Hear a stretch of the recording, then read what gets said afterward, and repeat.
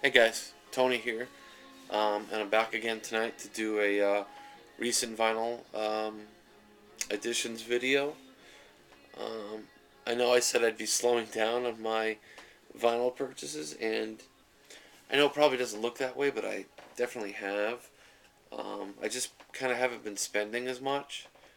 I was looking for a few more bargains, and mostly just focusing on things that I've wanted for a while. But anyway, I'll just get down to showing them. This first one here was just at my local record store, and it was only $3, and it was in such good condition that I figured I'd just pick it up.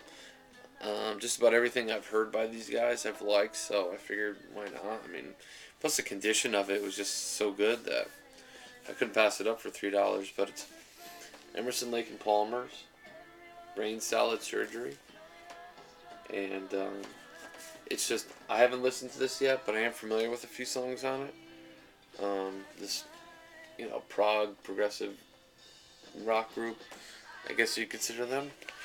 Um, I love that album art, how it opens up like that. I don't know if you guys are familiar with this record, but there you go, $3. I mean, and the record itself is like looks basically unplayed. It looks like a mirror. It's beautiful. So couldn't pass it up. This one here is a record, an album that I've loved for a long time, but never had it on vinyl. And they're reissuing all their stuff, so I decided to check it out and pick it up for $10, brand new. You can't beat it. But it's Sabbath Volume 4, and I remember I had this cassette when I was a teenager, and I listened to it a lot. I remember listening to it on my Walkman and just flipping that tape. And I think every song on it I like except for Changes. Never was a big fan of that song. I think it was officially Sabbath's biggest hit, and I don't know, something about that piano. It's kind of the same thing over and over again, and just never really cared for it. But great album though. I mean, you got Wheels of Confusion, Tomorrow's Dream, then you have Changes, and then FX and Supernaut, fantastic. Snowblind, Cornucopia, Laguna Sunrises, which is awesome. Saint Vitus Dance, and Under the Sun. Great stuff. So there you go. Brand new reissued, $10. Can't beat it. This next one here was on was recommended by a few people on YouTube, and it made a few lists for best albums of 2010. And I decided to check it out. Totally unfamiliar with this album, even with this guy, this group, and just going on your recommendations, I picked it up, and there is a lot going on in this record, and I think it's really going to take a few listens to really get used to it. But a lot of things about it I do like right off the bat, but there's a lot happening on here. But it's Ariel Pink's Haunted Graffiti, Before Today. A lot of influences here, a lot of different styles just kind of combined, and very interesting. Um, but yeah, like I said, I gotta listen to it a few more times, and I definitely will. So there you go. This next one's by a group, like I've said before. These guys just anything that I could get by them on vinyl, I'm definitely looking for it. One album just keeps eluding me though, but it's the White Stripes, and this is this Distill, I guess is how you pronounce it. And this is an album by them that I'm probably the least familiar with. I am familiar with You're Pretty Good Looking, Hello Operator, and Apple Blossom, but other than that, the rest of these songs I was not familiar with. So, and it's just a rockin' album. It's just one of those albums that just awesome. I mean, really, they get into a great groove, a nice rockin' bluesy groove. I mean, just fantastic stuff. I love this group. Still want to get my hands on Elephant though. I love that album. But this is really good, and they do such a great job with these reissues. On nice heavy cardboard covers, and 180 gram vinyl in a nice polyline sleeve. So can't beat that. They do a really good job. So there you go. These next couple were actually recommended by Big Star 1000. He's got some good taste, so I've been checking out some of his recommendations, and of course his obscure classics, which he's just been doing a great job with. But this one, I don't think he did an obscure classic on. I think he just mentioned that it was one of his more favorite albums. So I decided to check it out.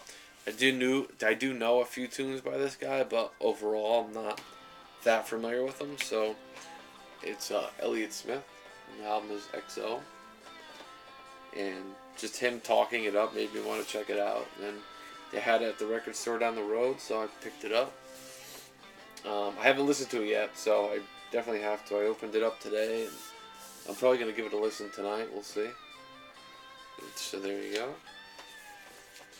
And this next one here, Big Star 1000, he did do a obscure classics on, and it's actually an album that I've wanted for a while.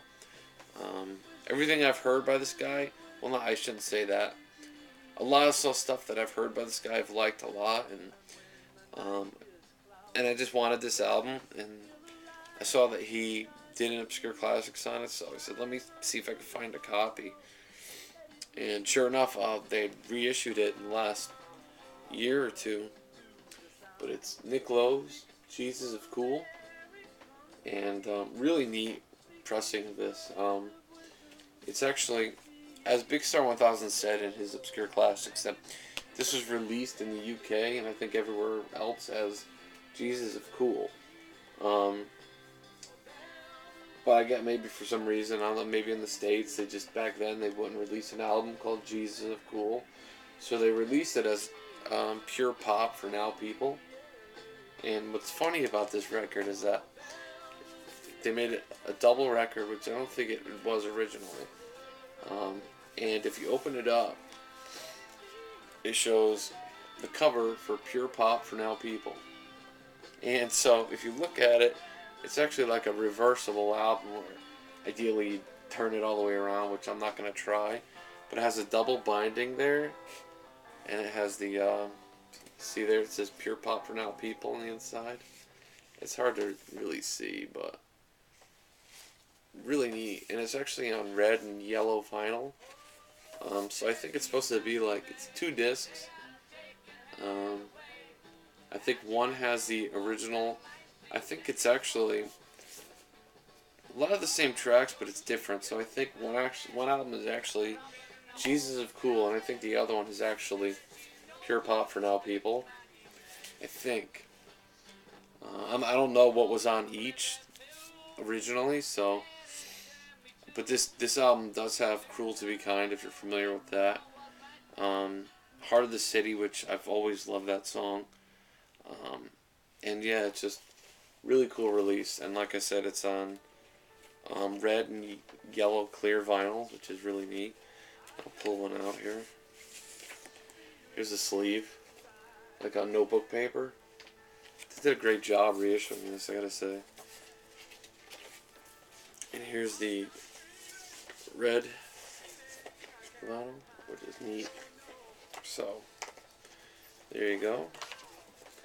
And so, yeah, that's it, guys. Thanks a lot for watching. Big Star 1000, thanks for the recommendations. And please, guys, let me know what you think. And thanks for all the good feedback and everything. And please keep the comments coming. Let me know what you think. So, take care, guys.